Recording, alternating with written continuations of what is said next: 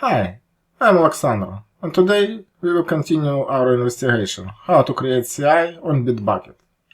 As we know, Bitbucket that is a part of Atlassian group.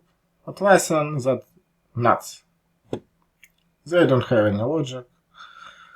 And let's continue. Let's check price. We are interested for free tier.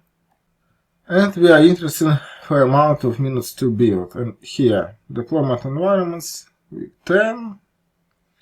And build minutes 50 per month. That's just funny. Even for $3 per month you get only 2500 minutes per month. That's extremely low. And how many space?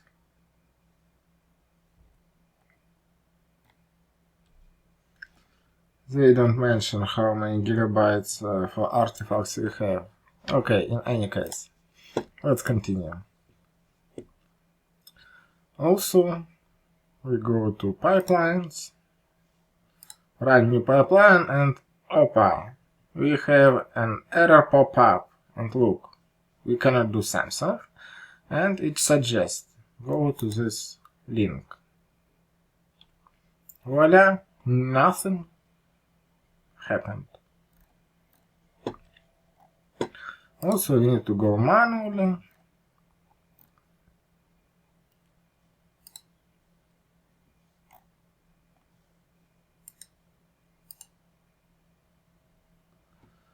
This links works, and we need to enable pipelines first. Okay, we cannot, and look, here we have the same error, we have the same pop-up, but it looks in different manner, and also it doesn't contain any links.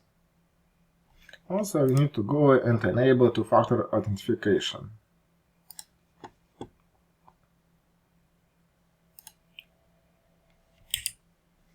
Okay, I have added, and let's try to create a pipeline one more time.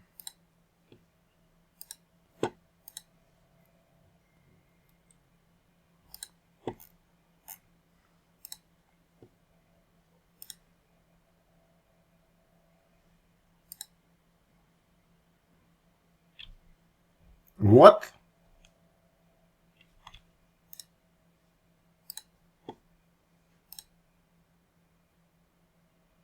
It was enabled. Atlassian, guys. Fix. Okay, and here you should add authenticator. I have used from Microsoft One, and then you go to the emails and you need to confirm once more time. I haven't seen such workflow to add two-factor authentication never ever before. Even for Microsoft, even for some payment accounts, even for Pioneer, it's much easier process.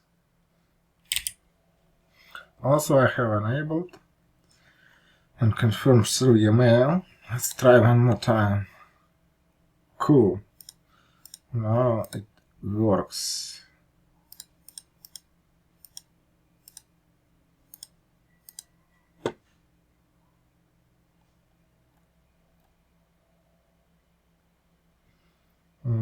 Cool. It analyzed my code, looks like, and suggested me a YAML file to build .NET. Okay.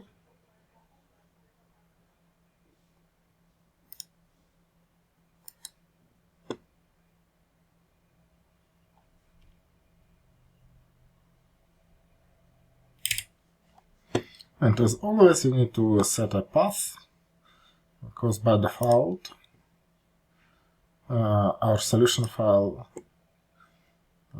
inside the lesson 3 folder,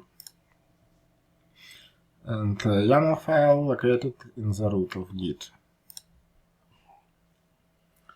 And let's change a YAML file. Also, Bitbucket does not provide any GUI to work exactly with pipelines. So let's go to our source file and try to edit it.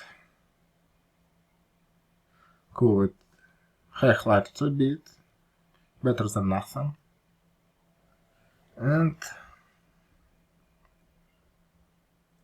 restore. Here we add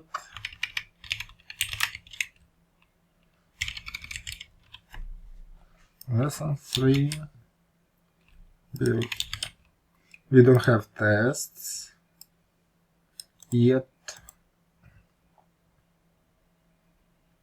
Artifacts we will try later.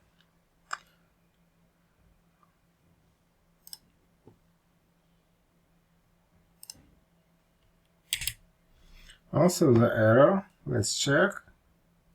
In current.NET version.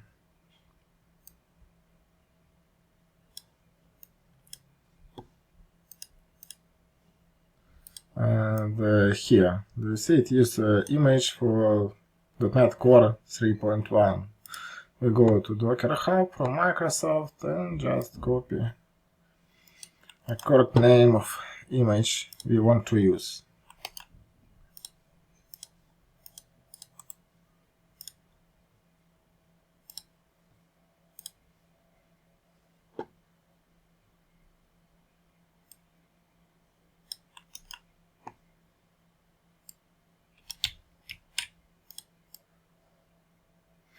So we don't need this step, and we will add artifacts.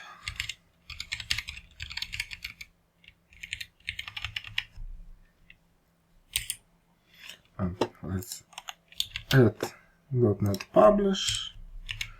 Do not spend time. We don't need build because Publish will build it automatically.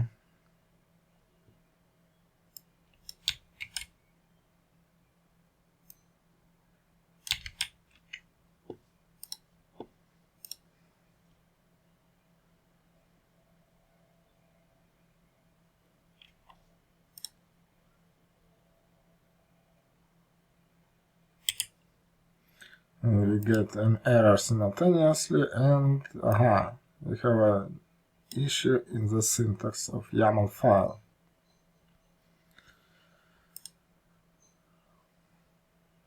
Okay, it does not copy by default.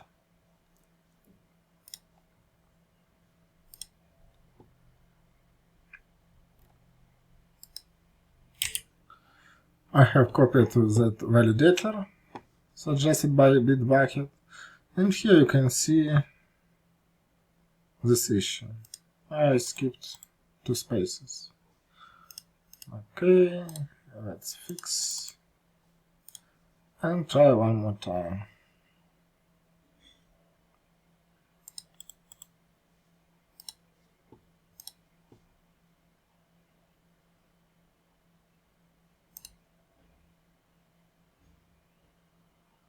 In progress. Let's wait.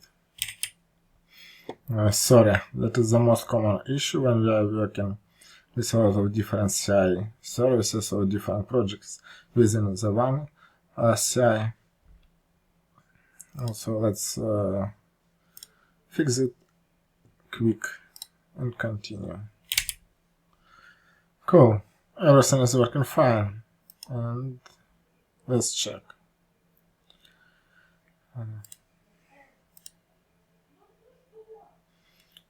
Also, it was some issue with artifacts. Let's have a look here.